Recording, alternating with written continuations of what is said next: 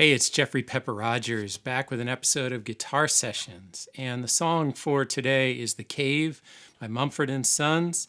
This is a really fun song to play and is a great intro to open D tuning, which is what Marcus Mumford uses on this song, as well as a really good exercise in picking and in rhythm. So as with all the episodes of this Guitar Sessions series, you can find the tab for everything that I'm doing here over on Patreon.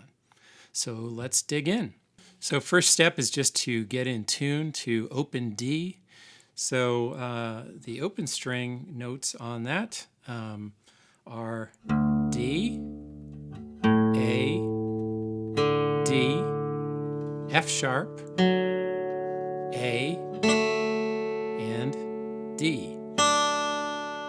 So I've tuned the 6th string down to D, left the 5th and 4th strings alone, tuned the 3rd string down a half step to F sharp, 2nd string down a step to A, 1st string down a step to D. So then, boom, we get that nice open D major chord strumming the open strings. So this is a tuning used in a lot of different kinds of music. It's a standard in blues. You'll hear a lot of slide guitar played in open D as well as open G tuning.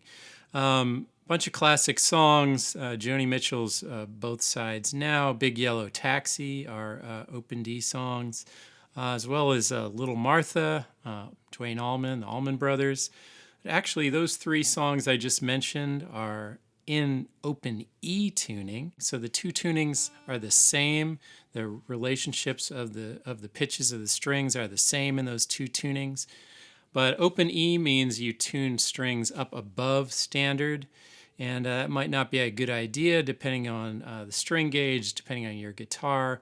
So it's a safer bet if you want to play in open E to use open D tuning and then stick a capo on the 2nd fret, and then you've got the equivalent of open E tuning. So for like that Joni Mitchell and the Little Martha examples I just mentioned. So anyway, here we are in open D, and for the cave, we actually are putting a capo at the 2nd fret, so basically are playing in what you might say is open E tuning here.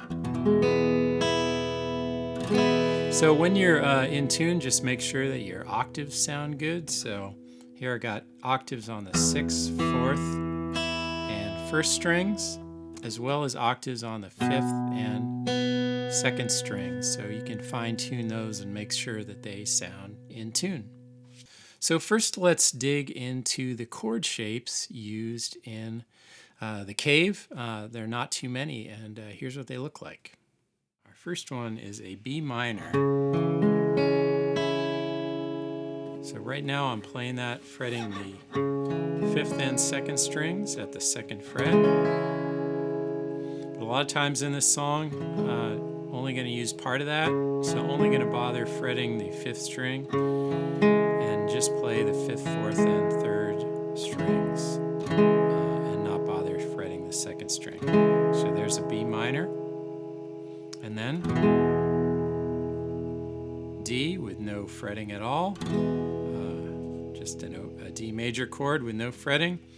Next shape you're going to encounter is this F sharp minor, playing the bottom 3 strings at the 4th fret above the capo, adding in the open 3rd and 2nd strings. Right now for this voicing I'm leaving out the open 1st string. And then this is a G add 9 over D. So it's basically what you might play in standard tuning as an E7. And in open D tuning, it creates this chord, which is G add 9 over D. And then you take that off and resolve it to the D. It's a nice sound that gets used in this song as well as a lot of other songs. So here's another way to play G add 9 over D. Now I'm 5 frets above the capo, fretting the 5th, 4th, and 3rd strings up there, leaving the top 2 strings open. I could leave that 6th string open in there because that's a D note also, but I'm not. I'm using this as the lowest bass note right now. So G add 9 over D, G add 9 over D, same chord in different positions. So you could use one or the other depending on where you wanted to be on the neck as you run through the progression. But this up at the 5th fret, if you slide it up 2 more frets, you get an A add 4.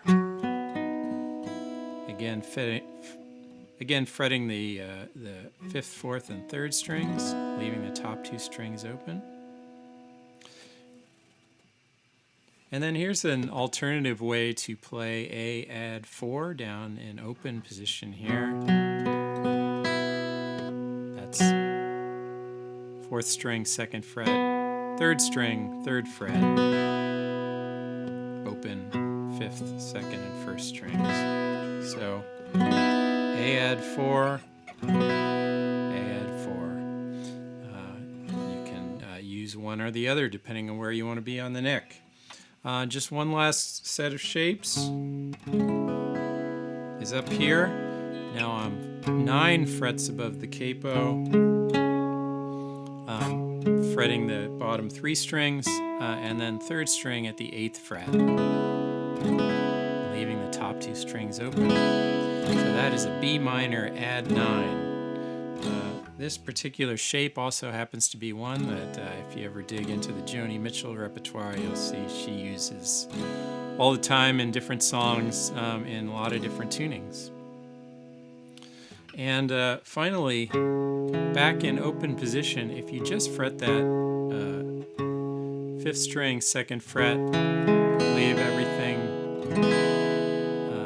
4, 3, 2, 1, leave those all open. That is also a B minor add 9. So here's that chord up here, and here it is down here. So you could play, again, one or the other depending on where you're running through the progression on the neck and what sound you're looking for. The pattern that opens a song, the intro, as well as played in the first verse, is basically just arpeggiating the chords, and the chord shapes are just going between the simple version of the B minor, which is just on these 3 strings. I'm not playing the upper strings at all, so I'm only fretting the 5th string. There's the B minor, and there's the D with no fingering at all. B minor, D, B minor, D, and then to go up to the F sharp minor, and back to the D, and then we just tag it with this little, that's the G add 9 over D, back to the D. But the way that the picking pattern goes here, I'm going to start on 2nd fret of the 4th string here, and slide up to the 4th fret. And so slide up to the 4th fret and then come back down. There's a few different ways you can pick that. You can do it all with your middle finger like this. So slide up and then slide back down to grab the 2nd fret again. You could fret this with your ring finger and then just use your index finger to get the 2nd fret note. So either way works. I think I probably tend to do it like this, just with a slide going both ways. So, but we play this up, open 4th string, open 5th string. So in terms of rhythmically, that sounds like this. 1, 2. 1, 2. And then we start playing this rolling pattern. 5, 4, 3, 4. That's the measure on B minor, 5, 4, 3, 4.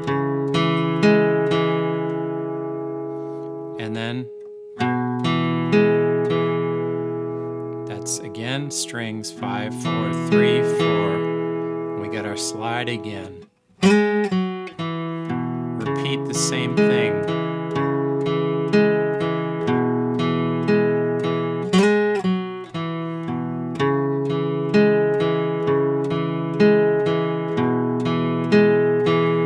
And that's where our F sharp comes in.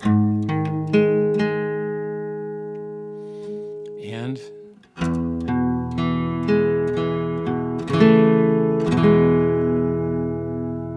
we go back around and do it again. Oh, and a note about the picking pattern. The way I have tabbed this out is a mixture of, on this, alternate picking, down, up, down, up, down, up. But when it's going to this, actually picking that down, down, up, up, down, down, up, up, down, down, up, up, which is one way to do it that feels pretty good to me. You could also use alternating picking, so down, up, down, up, down, up, down, up, down, up, down, up, down, up. That also works. See what feels better to you. The sound is slightly different. The articulation of the strings is slightly different. But down, down, up, up, down, down, up, up. That's a way that works for me. So let me try to run through this pattern a little slowly here. 1, 2.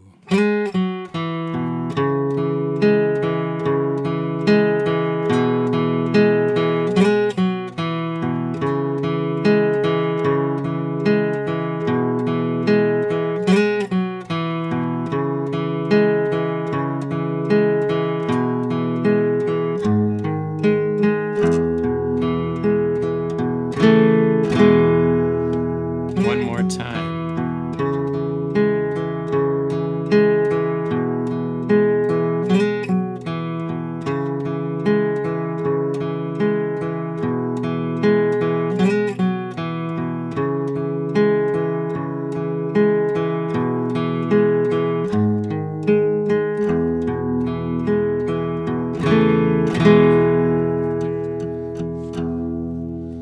And there is that opening riff before it kind of explodes rhythmically, gets into the fast strumming.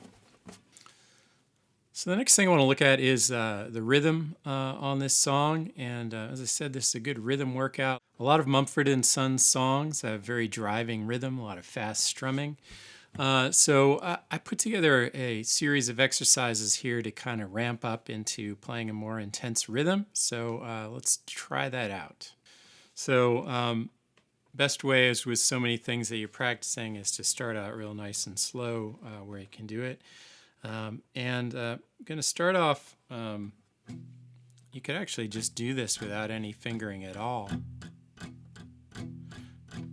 And just playing with all downstrokes. So let's say our tempo was 1, 2, 3, 4. Now I'm playing all eighth notes, all downstrokes. 1, 1 and 2 and 3 and 4 and now. So you're getting a little bit of a muted sound because I'm resting the palm of my hand right there on the bridge. So I get a little bit more of a thump than if I was just doing this. So this.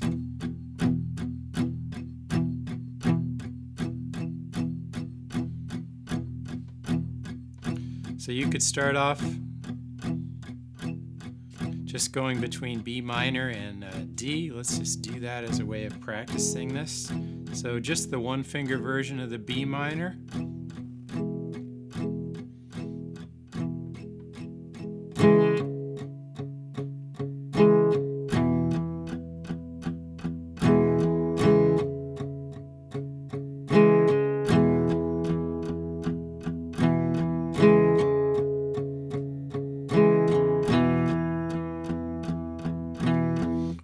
was doing there, beats 1 and 4, playing the 5th, 4th, and 3rd strings. Otherwise, just playing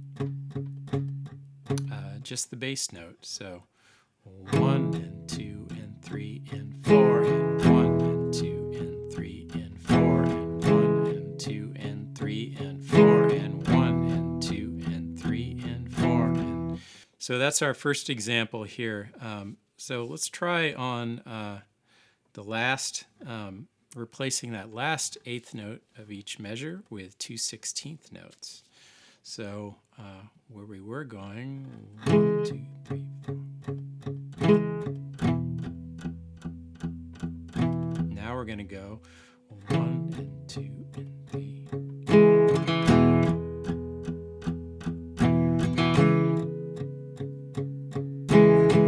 So you'll notice on that 16th notes, I'm going down up. So when I'm playing 8th notes, I'm sticking with the all downstrokes. When I go to 16th notes, down up. So 1, 2, 3, and...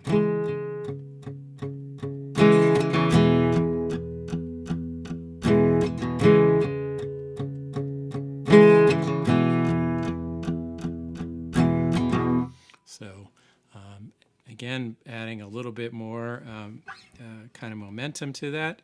So now try in this next exercise, adding in the 16th notes twice in every measure. So we're going to do it with this rhythm.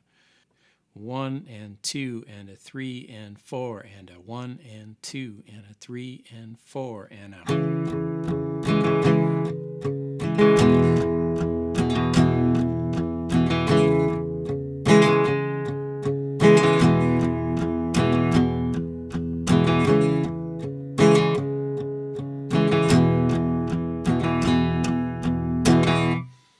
So again, 16th notes going down, up.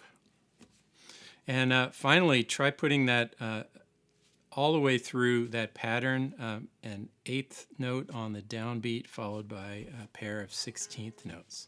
So it'll be like 1 and a 2 and a 3 and a 4 and a, like this.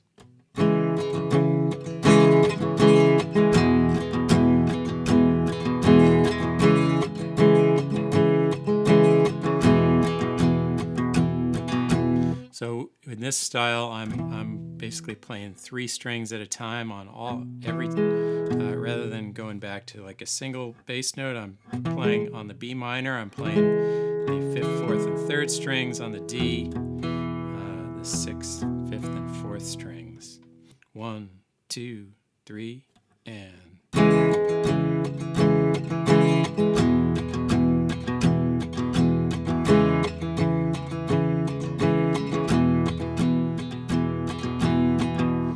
So this kind of makes more sense when you speed it up. So metronome is great for working with something like this. Slow it down to where you can play it slowly and then kind of bring it up gradually. When you get up to Mumford tempo, which is around 142 or so, you know, you'll be playing it more like this.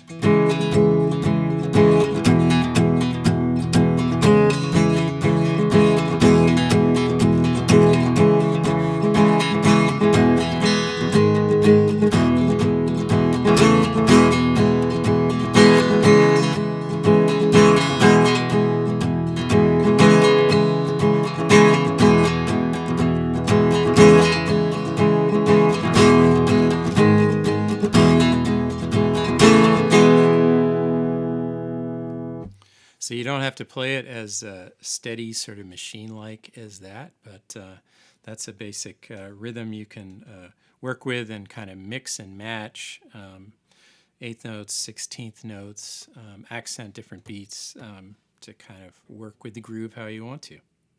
All right, so there you have the basics of The Cave, Mumford and Sons. Hope you have fun with this one. So thanks for watching, and I will catch you next time. I'm Jeffrey Pepper Rogers.